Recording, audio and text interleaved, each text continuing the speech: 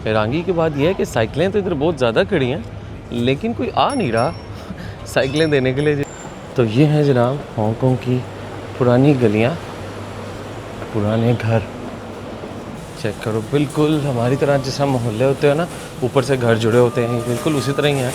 आपस की बात है कि चाइना से जो माल हमारे पाकिस्तान के अंदर आता है वो पाकिस्तान में मुझे सस्ता मिल रहा है और सेम माल आपको चाइना के अंदर, ऑब्वियसली आप चाइना के अंदर ही हैं, लेकिन यहाँ पे आपको वही माल महंगा मिल रहा है। हलचल देखें, रश देखें, किसी को समझ नहीं आ रहा ओए होए होए कहाँ जाना है, किस तरफ जाना है। मज़ा आता खैर ये भी देखकर।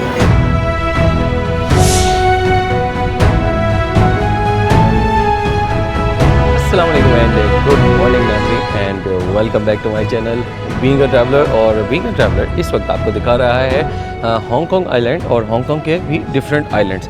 हांगकांग जैसे मैंने आपके साथ शेयर किया is a part of China. आज से 1997 से पहले यहाँ पे ब्रिटिश की हुकूमत थी और उसके बाद 100 ईयर्स का एग्रीमेंट ख़त्म हुआ जो कि 1898 के अंदर स्टार्ट हुआ था और 1997 के अंदर ब्रिटिशर्स यहाँ से चले गए और उसके बाद से चाइना का यहाँ के ऊपर होल्ड आ गया। लेकिन चाइना के साथ भी एग्रीमेंट ये हुआ कि अगले 50 साल तक आप हांगकांग के सिस्टम्स को नहीं छेड़ेंगे और आप होंगे तो वन कंट्री, लेकिन आपके 2 सिस्टम चलते रहेंगे। बिल्कुल ऐसे जैसे हमारा कश्मीर का एक अलग सिस्टम चलता है और पाकिस्तान की पार्लियामेंट और पाकिस्तान के कानून वगैरह अलग चलते रहते हैं, बिल्कुल उसी तरह हांगकांग भी अलग से चलता रहता है। और यहाँ की जो लैंग्वेज है वो चाइनीज़ का ही एक नेक्स्ट वर्जन है जिसको कैंटोनीज़ कहा जाता है। मैं इस टाइम खड़ा हूँ चिम शा सुई के बहुत ही फेमस हार्बर के ऊपर और जहाँ मेरे होटल के बिल्कुल सामने है। आराम से आप जब भी शाम को, रात को, जब भी आपको अच्छी वॉक करनी हो या अच्छे सीन देखने हैं तो आप यहाँ पे आए थे। यहाँ पे आपको हांगकांग आइलैंड और कोलोन आइलैंड के बड़े ही ज़बरदस्त सीन नज़र आते रहते हैं। तो आज का प्लान क्या है जी? आज का प्लान ये है कि हम यहीं से वॉक करते हुए एक दफ़ा दोबारा निकलेंगे और जाएंगे पहले कोलोन आइलैंड से फेरी लेकर सामने हांगकांग आइलैंड में, और हांगकांग आइलैंड में जाने के बाद फिर हमें मिलेगी वहाँ से एक अदद फेरी। तो आज का प्लान क्या है? प्लान ये है कि हम लोग अभी यहाँ से निकलेंगे, वो वाली फेरी पकड़ेंगे जो सामने जा रही है। यार एक दफ़ा पर क्लाउड्स चेक करें, कमाल, इधर कुछ भी नहीं है और इस जगह के ऊपर ज़रूर कहीं ना कहीं में बारिश हो रही होगी। तो हांगकांग में ऐसे ही होता रहता है, थोड़े थोड़े से टुकड़ों के ऊपर बारिश होती रहती है। एनीवेज़, तो हम यहाँ से ये एक लोकल फेरी पकड़ के सामने जाएंगे और वहाँ से फिर दोबारा हम फेरी पकड़ के आज एक्सप्लोर करेंगे चोंग चाओ आइलैंड को। कल हमने विज़िट किया था लांताओ आइलैंड और आज हम विज़िट करने वाले हैं चोंग चाओ आइलैंड। तो चलते हैं और आप सबको भी आज एक नई जगह दिखाते हैं।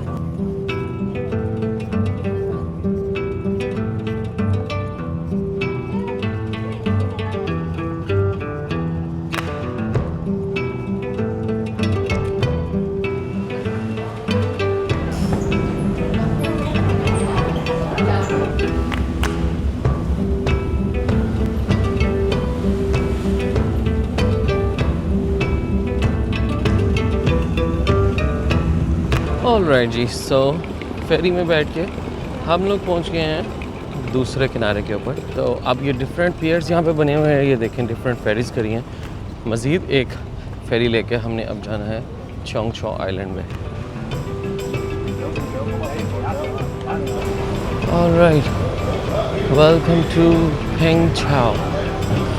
कल यहाँ से हमने कॉफ़ी पी थी, अंकल रस कॉफ़ी।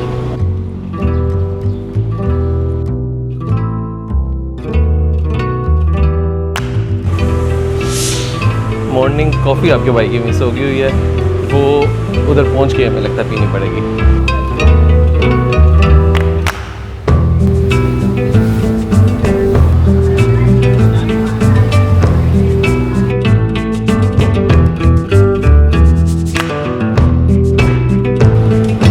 ओके नाजरीन, सो फाइनली आ गया है चोंग चाओ आइलैंड। ये बिल्कुल आइलैंड तो मुझे ऐसा लग रहा है जैसे कोई रेजिडेंशियल आइलैंड होता है।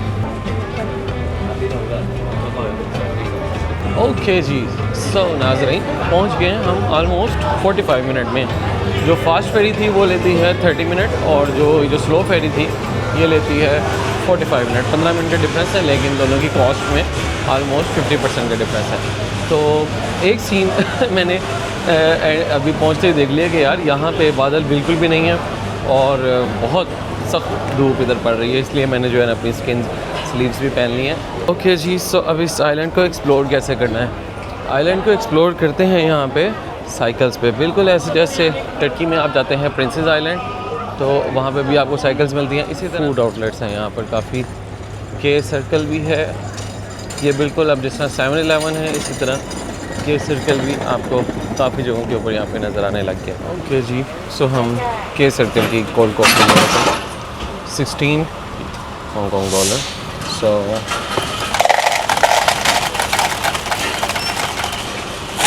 देख लें जी, इतनी होती है ice. We have automatic machine जहाँ पे आपके फ्रेश बीन्स ही ग्राइंड हो रहे हैं और फिर ऑटोमेटिक मशीन ही उसके अंदर से ब्रूइंग करके देती है। तो जो एस्प्रेसो मशीन आप खुद करते हो, बरिस्ता करता है, उससे ज़्यादा अच्छा फ्लेवर निकलता है, प्रॉपर आप मेजरमेंट करके निकालते हो। तो ये आप समझ लो 60-70% टेस्ट आता है इसमें।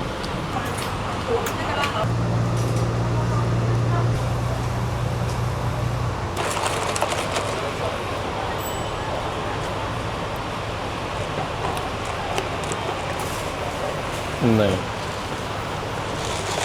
मज़ा नहीं आया। इतना डार्क रोस्ट बीन है, लग रहा है कि बीन बिल्कुल जला हुआ। मीडियम रोस्ट का अपना मज़ा है। एनीवेज़ क्या कर सकते हैं, अब करते हैं ये वाली कॉफ़ी एंजॉय गर्मी में। ये फ़र्क यही है, ये अब स्टोर से लिया है, ऑटोमेटिक मशीन से लिया है, $16 की मिली है। और जो प्रॉपर आप कॉफ़ी हाउस से लेते हैं, जो आपको प्रॉपर ब्रू करके एस्प्रेसो मशीन से करके देते हैं, वो है ऑलमोस्ट $35 से $40 की। इतना ज़्यादा फ़र्क है, 3 to 4 टाइम्स, और टेस्ट में भी उतना ही फ़र्क है एक्चुअल में। हैरानगी की बात यह है कि साइकिलें तो इधर बहुत ज़्यादा खड़ी हैं, लेकिन कोई आ नहीं रहा साइकिलें देने के लिए। जिस तरह नॉर्मली होता है ना कि लोग आपको पीछे पड़े होते हैं कि यार रेंट आउट कर लें, तो इजी सीन लग रहा है बहुत। तो ये तो यहाँ पे सारी शॉप्स शुरू हो गई हैं। आगे इसको कैसे एक्सप्लोर करना है, क्योंकि बहुत बड़ा आइलैंड है, और मैं देख रहा था यहाँ पे कोई हाइकिंग ट्रेल भी है, लेकिन इस गर्मी के अंदर करना थोड़ा सा मुश्किल होगा।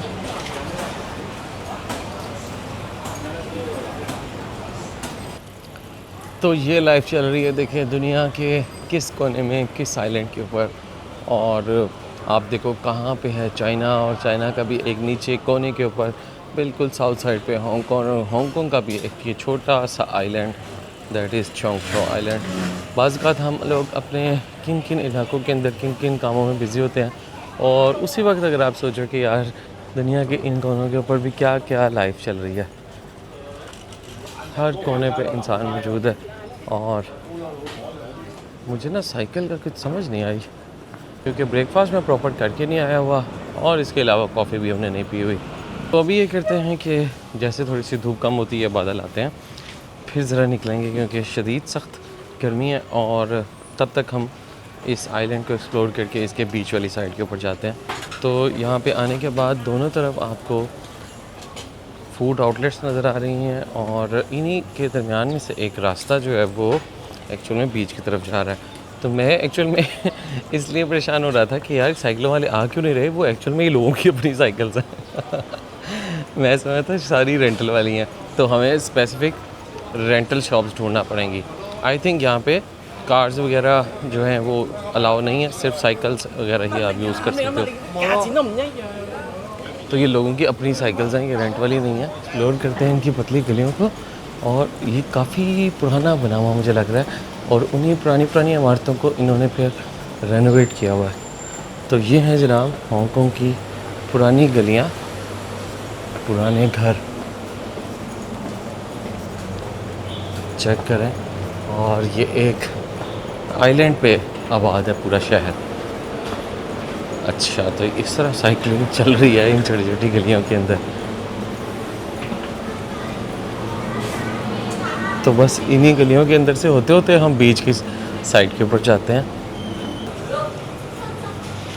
लीजिए गलियां मज़ीद पतली पतली होती जा रही हैं, और इन पतली गलियों में कितने खूबसूरत आपको कैफ़ेज़ नज़र आ रहे हैं यार। This is impressive. चेक करो, बिल्कुल हमारी तरह जैसा मोहल्ले होते हैं ना, ऊपर से घर जुड़े होते हैं, बिल्कुल उसी तरह ही है। वो एक कंजस्टेड एरिया होता है, पूरे माउंटेन पे आप उस तरह नहीं बना सकते। ये कोई इनकी रिलीजियस पॉइंट भी है इबादत का। और तो अच्छा सा कोई कैफ़े देख लेते हैं। मैं चाह रहा हूँ कि अभी ये ऑलमोस्ट ना 12:30 1 बज गया है, तो ये धूप वाला टाइम थोड़ा सा गुजारते हैं, ज़रा सूरज नीचे की तरफ ढलना शुरू हो जाए और फिर हम ज़रा चलें।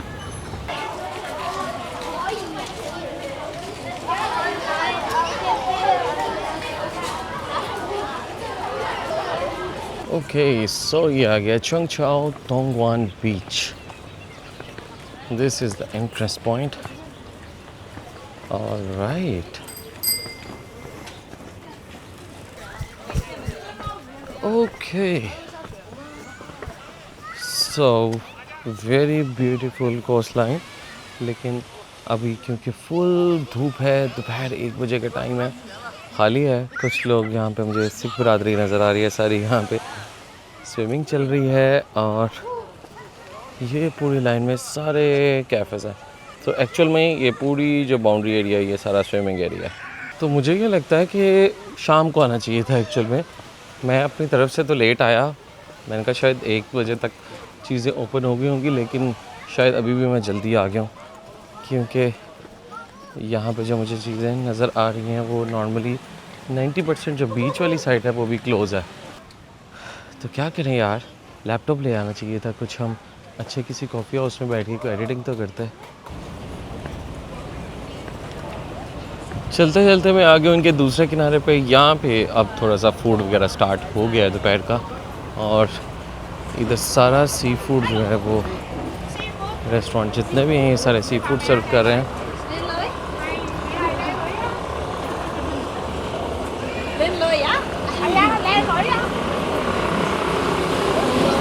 जी फिर हम लेते हैं साइकिल यहाँ से, और ऑलमोस्ट $20 पर आवर ये लोग लेते हैं। अब एक्सपीरियंस करते हैं साइकिल्स को। सो दिस वन साइकिल भी अब एक्सपीरियंस कर ही ले जाए, तो यहाँ पे थोड़ा सा आपको पुश करना पड़ रहा है। राइट, ठीक है यार, ऐसे गर्मी में चलने से बेहतर है बंदा साइकिल थोड़ी चला ले। और इसके साथ साथ हम अभी क्या करेंगे, एक तो जल्दी से ये एक्सप्लोर भी हो जाएगा, और मेरा ख़्याल है कि हम जो हाइकिंग है उसके स्पॉट पे भी जल्दी पहुंच जाएंगे। तो यहाँ पे सीन एक्चुअल में ये है कि बिल्कुल जैसे जिन जिन जगहों पे ब्रिटिश हुकूमत रही होती है वहाँ पे ड्राइविंग आपकी लेफ़्ट हैंड साइड के ऊपर होती है, बिल्कुल हमारे इंडिया पाकिस्तान की तरह। और क्योंकि हांगकांग के ऊपर यहाँ पे यूके की हुकूमत थी, इसलिए यहाँ पे भी आप चलाते हो लेफ़्ट साइड के ऊपर, जबकि साथ ही अगर आप चाइना जाते हो तो चाइना में आपका राइट हैंड साइड हो जाती है। तो सिर्फ ये कुछ ट्रांसपोर्ट करने के लिए इनकी गाड़ियाँ सिर्फ ये अलावा है, इसके अलावा नहीं। ये सारा ही है सी फूड। और फूड का मैंने यहाँ पे पता किया है, एक प्लेट अगर सिर्फ मैं एग फ्राइड राइस की एक प्लेट लेता हूँ,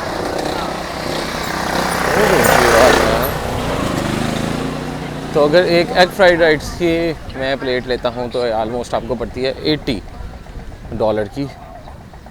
ओके, सो आई थिंक यहाँ से अब हमारा जो माउंटेन रीजन है वो स्टार्ट हो गया, और यहीं पे कहीं पे हमें पार्क करके अब हाइकिंग की तरफ जाना है।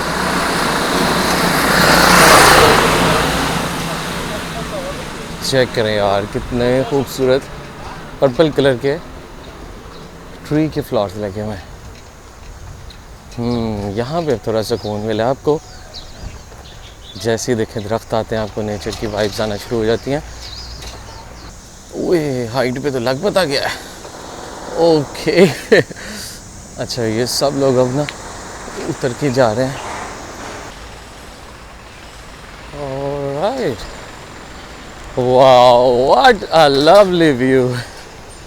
शुक्र है ज़रा उतराई आई है, और सामने बहुत ही खूबसूरत ये मज़ा आया इस ट्रेल का। आपके लेफ़्ट साइड के ऊपर बहुत ही खूबसूरत साहिल, और साथ साथ आपकी बाइक राइडिंग का ट्रेल, ब्यूटीफुल।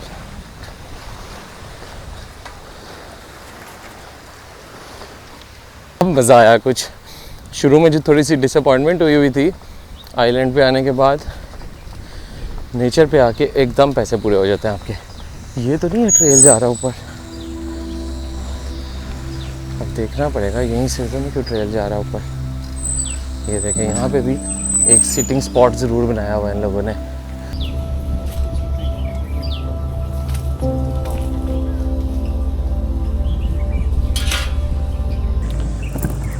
ओके जी, सो साइकिल हो गई है पार्क और चलते हैं हम पर समुद्र को छोड़ते हैं और साथ साथ देखते हैं कि हमें ये ट्रेल कहाँ पे लेके जाता है और कैसे व्यूज़ दिखाता है। ये है यहाँ से रास्ता, कोई गूगल मैप बता रहा है कि इस जंगल में से ऐसे होते हुए आप जाओ तो ट्रेल कोई ना कोई बना ज़रूर हुआ है।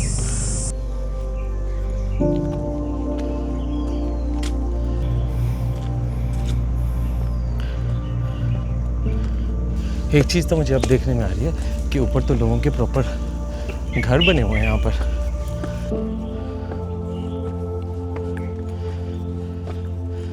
तो प्रॉपर रेजिडेंशियल एरिया है मेफेयर अपार्टमेंट्स। तो गूगल मैप बता रहा है कि सिर्फ और सिर्फ 15 से 20 मिनट की हाइक है। तो अच्छा है कि आपने 1 घंटे के लिए साइकिल ली।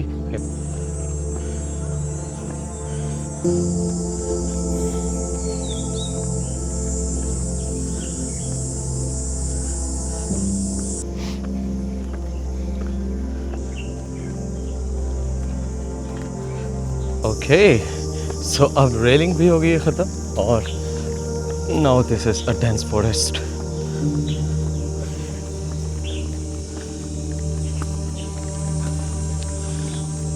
आपको मेन बात बताऊं कि ना, अगर जितना मर्जी डेंस फॉरेस्ट हो, पाथ अगर इस तरह बना हुआ है ना तो आपको बिल्कुल भी नहीं डर लगता। आपको पता है कहीं ना कहीं आपको ले जाएगा। हमारे मुल्क में जब ट्रैकिंग होती है ना वो सही एडवेंचर होता है, क्योंकि उसमें आपने पाथ भी ढूंढना है और ट्रैकिंग भी करनी है, तो आपको डबल एडवेंचर जो है ना वो करने का मौका मिल रहा होता है।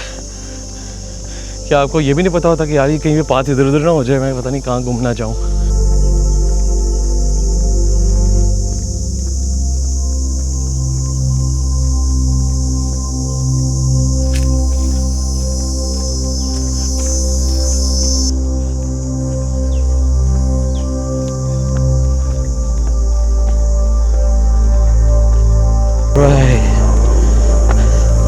Here is the viewpoint.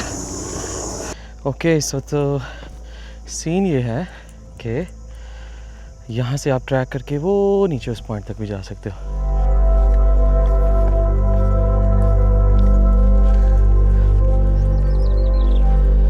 गर्मी शदीद है, बहुत बहुत तेज़ धूप है इस वक्त। मैं आपको बता नहीं सकता, लेकिन सिर्फ जो इस वक्त आपको ठंडक दे रही है ना वो ये सीन है जो आपको इस वक्त नज़र आ रहा है। सिर्फ इसलिए मैं जा रहा हूँ।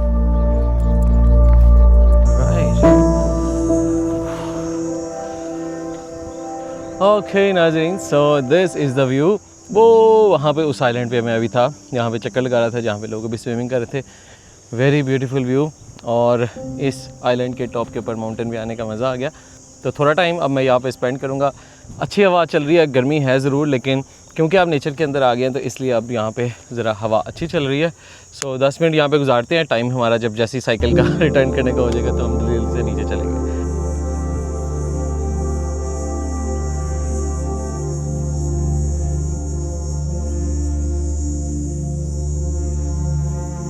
आइडियली वैसे आई थिंक इधर शाम को ज़्यादा रौनक होती होगी, लेकिन क्योंकि हमने वापस जाना है, अपने होटल भी जाना है, फेरी में भी टाइम बहुत ज़्यादा वेस्ट हो जाता है, तो चलें जो मिल जाए उसी में शुक्र अदा कर लेना चाहिए।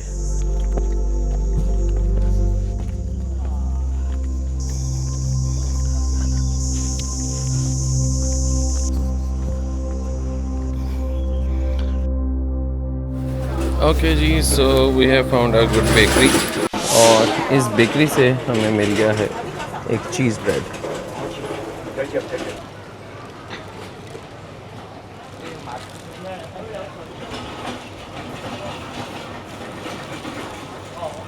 गर्म भी नहीं है और अंदर से बिल्कुल ड्राई है, और चीज़ ब्राई नाम है। क्या करें, गुजारा करते हैं।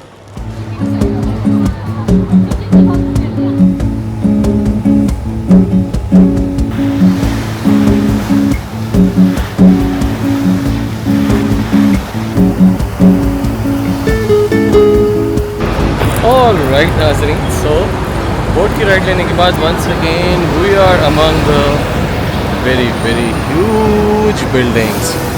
हम हैं इस वक्त अगेन हांगकांग आइलैंड की साइड के ऊपर, और मुझे क्या करना है यहाँ पे एज़ यूजुअल जिस भी मुल्क में मैं आऊँ मुझे यहाँ पे डिकैथलॉन स्टोर ज़रूर विज़िट करना होता है ताकि मैं कुछ ट्रैवल की चीज़ें ले सकूँ। तो वही मैं लेने जा रहा हूँ।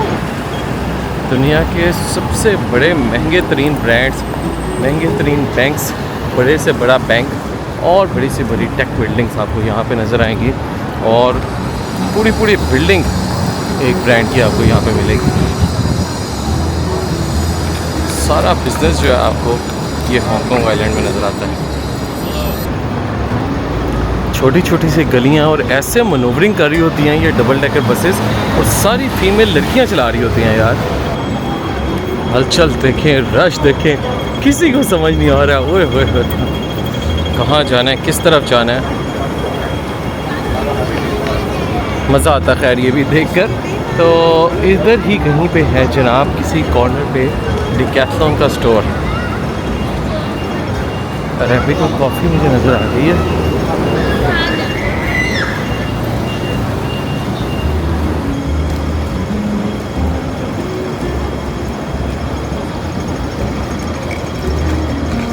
डिकैथलॉन स्टोर हम फिर तो लिया लेकिन मज़ा नहीं आया। एक तो छोटा था और दूसरा बहुत महंगा as compare to the USA का कैथलॉन स्टोर, या इवन जो दूसरे भी हैं मज़ीद थाईलैंड मलेशिया वगैरह। तो आलमोस्ट कोई 2 टाइम्स और 3 टाइम्स हैं चीज़ें यहाँ पे।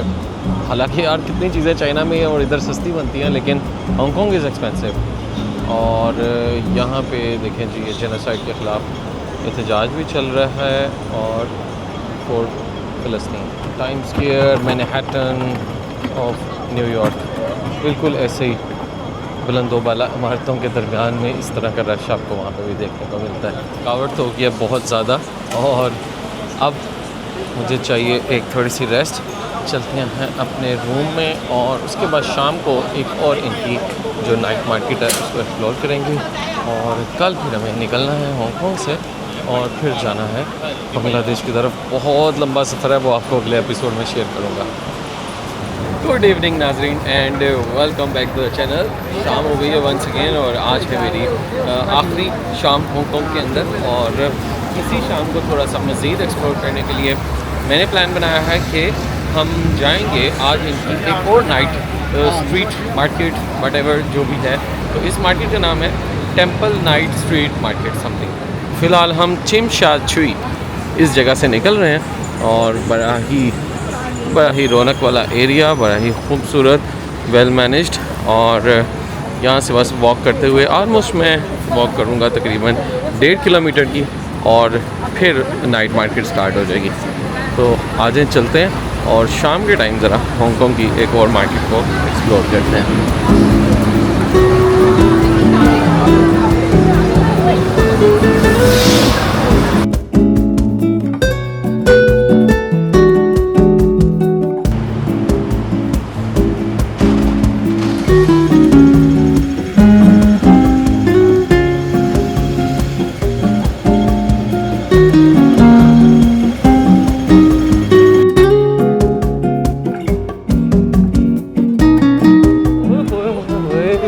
ब्यूटीफुल यार, ज़बरदस्त। ये हुई ना स्ट्रीट। ऑलराइट, सो जी फूड, फिर है क्विशु। अब एक राउंड लगाने का मज़ा आएगा। आई होप कुछ हमें हलाल मिल जाता है तो हम ज़रूर ट्राई करेंगे। और ये है जी क्विशु। ये मुझे आई थिंक उधर कोरिया में भी नज़र आते थे। सी फूड बहुत ज़्यादा नज़र आ रहा है मुझे यहाँ पर। Nepalese and Indian cuisine.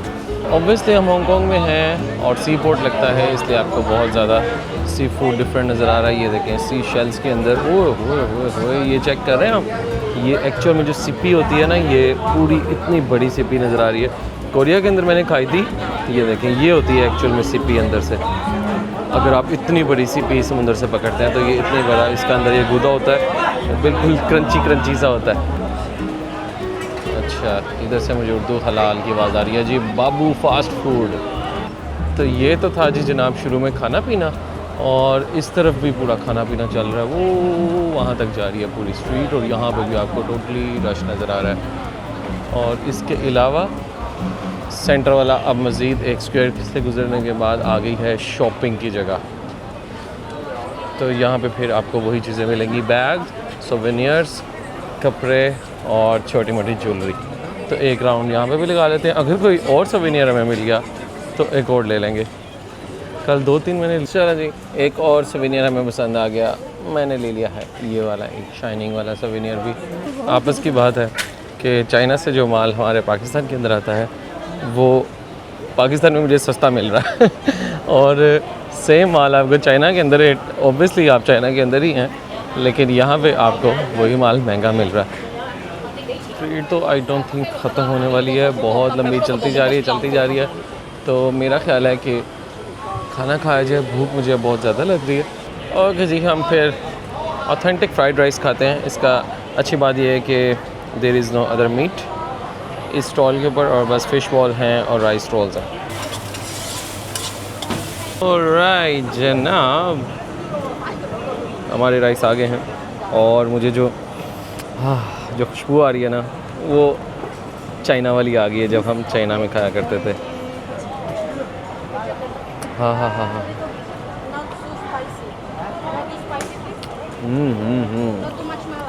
मज़ा आ जाता है। इनके राइस थोड़े से वो मोटे होते हैं ना, फ्राई होने के बाद ज़रा क्रिस्पी हो जाते हैं। ओके जी, सो राइस मैं खाता हूँ, मेरे कैमरे की बैटरी बिल्कुल ख़त्म होने वाली है। व्लॉग को यहाँ पे ख़त्म करते हैं। आई होप आपको हांगकांग की ये छोटी सी सीरीज़ पसंद आई होगी। मुझे बहुत अच्छा लगा, बहुत ज़्यादा इंप्रेस किया। कुछ जगह जो आइलैंड्स में कर सकता था कवर, मैंने वो करके दिखाए। सुबह मेरा बहुत लंबा सफ़र स्टार्ट होने वाला है, हांगकांग से निकलना है, चाइना जाना है। चाइना में मेरा 18 घंटे का ट्रांजिट है। किसी ट्रांजिट लाउंज पे हम स्टे करेंगे, देखते हैं कैसा उनका हमें लाउंज मिलता है या नहीं। उसके बाद फिर मैं जाऊंगा बांग्लादेश। तो अगले एपिसोड में आपके साथ अपना सारा सफ़र तय करता हुआ बांग्लादेश शेयर करूंगा। तो जुड़े रहना है आपने बीइंग अ ट्रैवलर के ऊपर, क्योंकि सीरीज़ अभी जारी है। Welcome back to good morning public ji. Break के बाद वापस आ गए। वैसे तो हम में से बहुत सारे लोगों का दिल करता है कि अच्छा अपनी 9 to 5 की जॉब क्विट करें और उसके बाद ज़िंदगी जिए, दुनिया को एक्सप्लोर करें, लेकिन एट द सेम टाइम बड़े हम रिलक्टेंट भी होते हैं मोस्ट ऑफ द टाइम। लेकिन आज हमारे साथ जी ऐसी शख्सियत मौजूद है जिन्होंने अपनी 9 to 5 की जॉब को खैरबाद कहा और उन्होंने दुनिया को सोचा कि एक्सप्लोर किया जाए, उसी में अपना ऑफिस बनाया जाए, उसी में अपनी ज़िंदगी को जिया जाए। सो ये स्टेप लेना और इसके साथ साथ दुनिया को एक्सप्लोर करना, एक केमिकल इंजीनियर से ट्रैवलर व्लॉगर बनने तक का सफ़र इनका कैसा रहा और किस तरह से इन्होंने दुनिया को एक्सप्लोर किया, कौन कौन सी जगह गए and how is it going so far. हमारे साथ इस वक्त बिलाल आज़म मौजूद हैं, ट्रैवल व्लॉगर हैं, फिल्म मेकर हैं। उनको खुशामदीद कहते हैं। Thank you very much Bilal साहब, बहुत शुक्रिया। पहले तो हम ये बताएं कि ये जो हिम्मत आती है ना जॉब क्विट करने की, ये कैसे आई?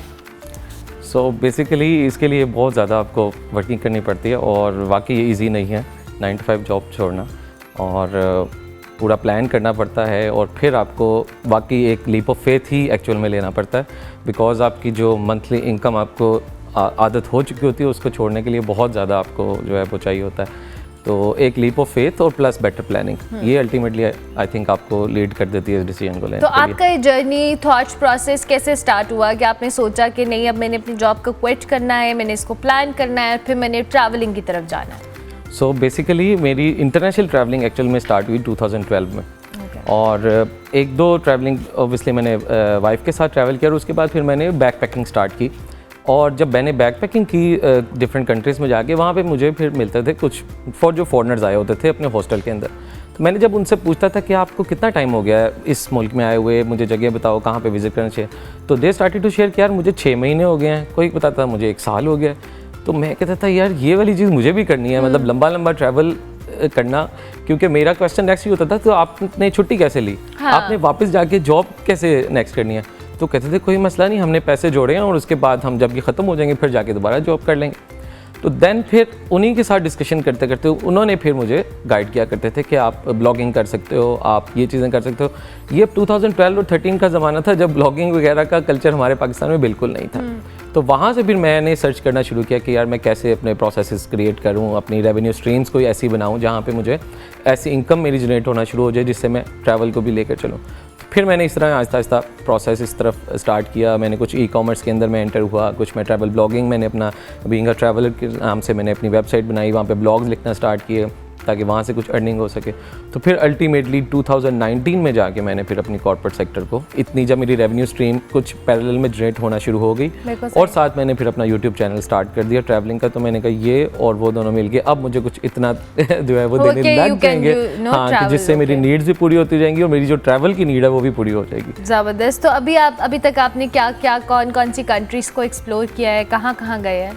सो बेसिकली सबसे पहले तो मैंने पाकिस्तान पूरा एक्सप्लोर किया अपनी मोटर बाइक के ऊपर, सोलो पूरा, और वो कवर करने के बाद इंटरनेशनल ट्रैवलिंग मेरी साथ साथ चल रही थी। तो अभी मेरे 34th कंट्री से मैं अभी आया हूँ लास्ट वीक वापस बांग्लादेश से।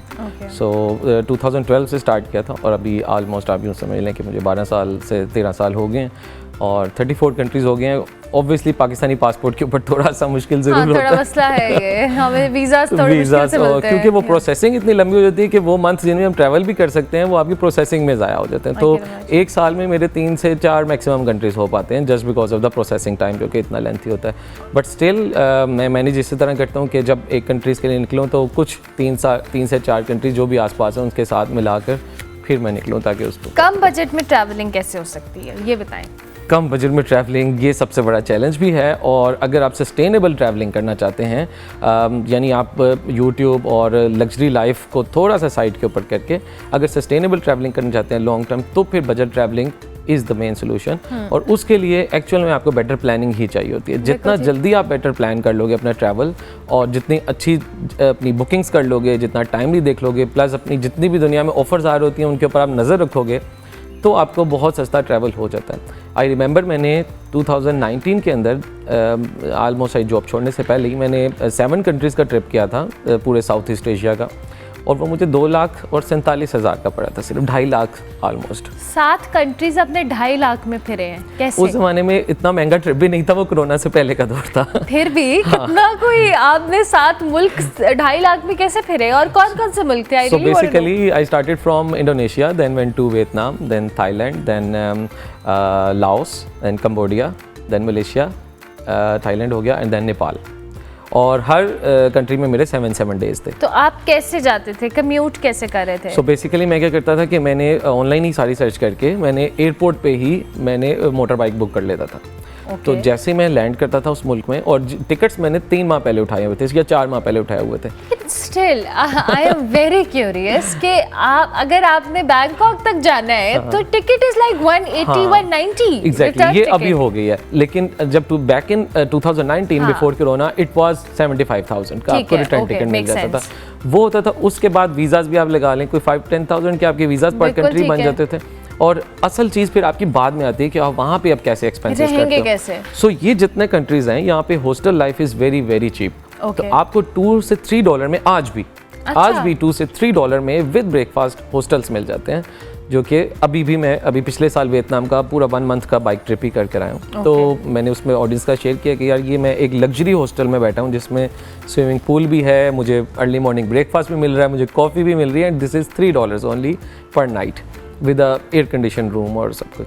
तो इन सब कंट्रीज़ में एक तो बैकपैकिंग को बहुत ज़्यादा प्रमोट भी किया जाता है, और फिर इधर आपको बाइक्स भी मिल जाती हैं। तो वो जो आपका अकेले ट्रैवल करना, उन चीज़ों को हाथ में कंट्रोल करना, 2.5 लाख बहुत कम है हो जाता है। अच्छा, अभी यही वाला ट्रिप अगर आप वो जो मेरा 250 में हुआ था, ये अब ऑलमोस्ट कोई 450 पे चला जाता है।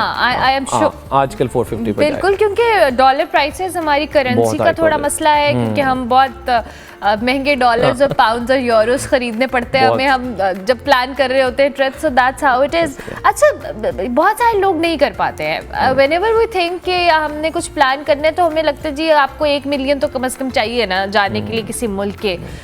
लोग क्या प्लानिंग नहीं करते, या मिसकंसेप्शन है टुवर्ड्स? बहुत सारे लोगों को हॉस्टल लाइफ का पता नहीं होगा कि वहाँ जाके आप बैक पैक के थ्रू कर सकते हैं, ऐसा प्रॉब्लम है, या लोग वाकई करना नहीं चाहते सस्ती ट्रैवलिंग? एक ये जो आपका लास्ट पॉइंट है ना, ये एक्चुअली पॉइंट है कि एक्चुअल में लोग ट्रैवलिंग को ना एक लग्जरी समझते हैं, उसको समझते हैं कि ये एक वन टाइम ही चीज़ है और इसमें जाके ना मुझे बहुत एक्सपेंसिव चीज़ें ही करनी है तभी मुझे वो ट्रैवल का वो जो एक सेंस है ना तब वो फील होगी। लेकिन एक्चुअल में यही वो मेन वजह है। प्लस शायद सर्च कम करते हैं और बहुत ज़्यादा ट्रैवल एजेंट डिपेंडेंट हो जाते हैं और बेटर प्लानिंग नहीं करते।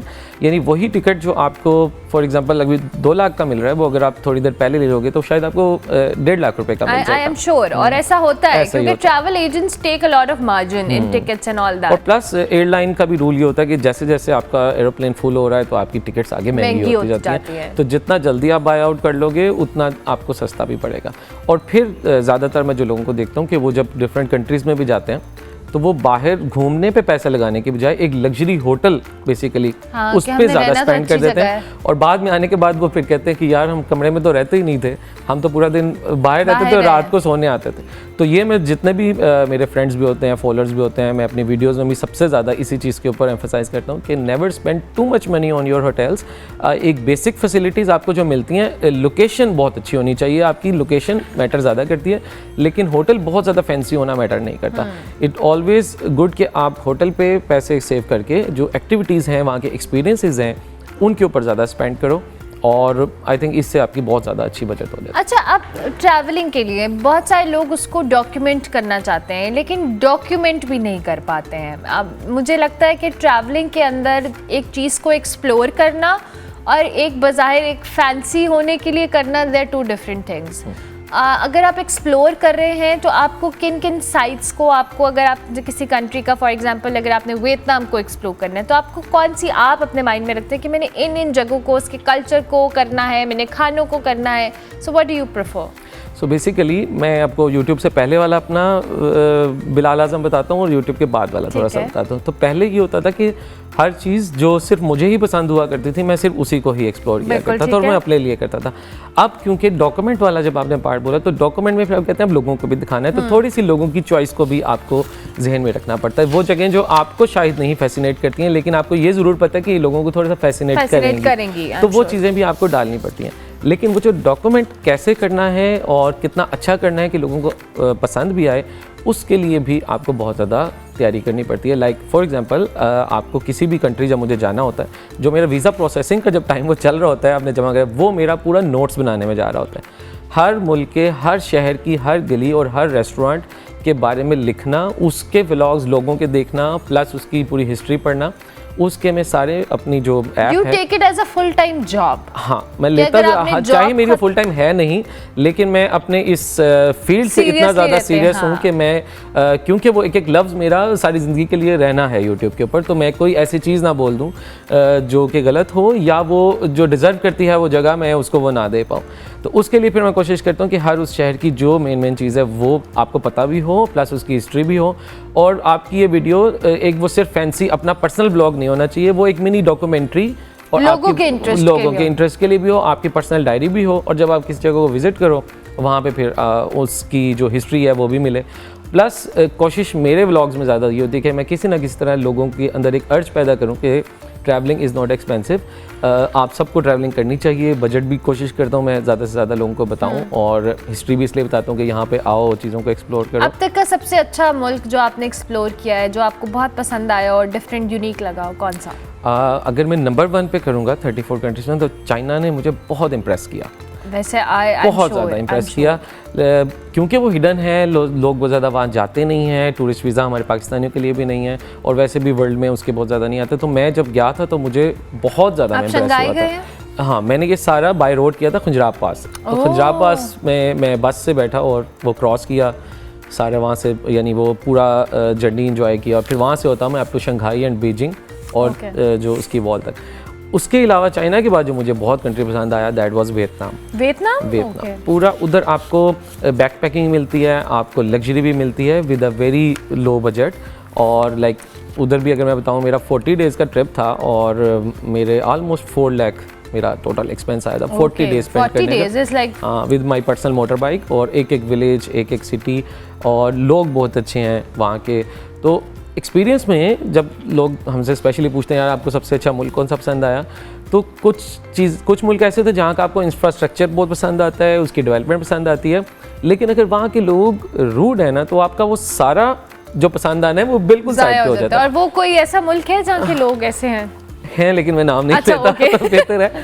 लेकिन ये है कि जो 2-3 हैं वो मैं अपने व्लॉग में शेयर कर चुका हूँ। लेकिन वियतनाम वाज द कंट्री जिसके लिए मुझे इतना पसंद आता है कि उधर हर चीज़ आपको एक ट्रैवलर को मिलती है।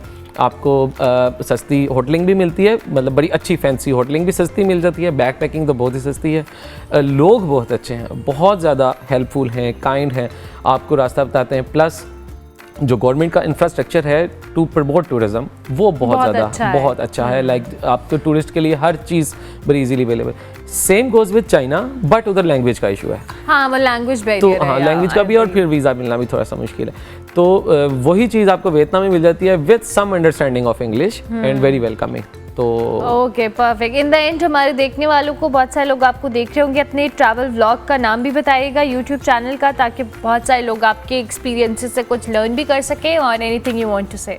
सो मेरा जो चैनल है that is being a traveller, और इस वक्त मैं अभी हांगकॉन्ग से आया हूँ, और हांगकॉन्ग इज़ आल्सो चाइना, जैसे मैं शेयर कर रहा हूँ। तो हांगकॉन्ग की सीरीज़ चल रही है अभी मेरे चैनल के ऊपर, और इसके बाद फिर मैं हांगकॉन्ग से बांग्लादेश गया था, उसके बाद बांग्लादेश की भी सीरीज़ आएगी, वो ज़रूर देखिएगा। बिकॉज मेरे बांग्लादेश जाने से पहले मुझे बहुत ज़्यादा माइंड में काफ़ी सवाल थे because of the obvious history, but वहाँ जाके जो लोगों का प्यार और वो जो वेलकम मिला और जो लोगों ने जिस तरह ट्रीट किया, दैट वाज अनबयानेबल। मुझे बिल्कुल भी एक्सपेक्टेड नहीं था, बहुत ज़्यादा मुझे पसंद है। तो आगे आने वाली जो सीरीज़ है वो मेरी इंशाल्लाह हांगकॉन्ग की जैसे ख़त्म होगी फिर बांग्लादेश की आएगी। तो बीइंग अ ट्रैवलर को ज़रूर ज्वाइन भी करें और देखें वीडियो, तो आपको थैंक यू वेरी मच, बहुत शुक्रिया बिलाल आज़म साहब, बहुत अच्छा लगा। अल्लाह करे आप एक्सप्लोर करते रहे, बहुत सारे लोग आपके एक्सपीरियंसेस से लर्न करते रहे, क्योंकि 2.5 लाख के अंदर 7 मुल्कों का जो टूर है, it's still a mystery for me because I can't even imagine. लेकिन स्टिल बजट ट्रैवलिंग होती है, जैसे भी बिलाल भी बात कर रहे हैं। और अगर आप कुछ प्लान करना चाहते हैं तो आपको पहले उस पर प्रॉपर रिसर्च और वर्किंग करनी चाहिए, तभी आप कोई एक बजट फ्रेंडली ट्रिप को प्लान कर सकते हैं। हम ब्रेक लेंगे, ब्रेक के बाद वापस आएंगे।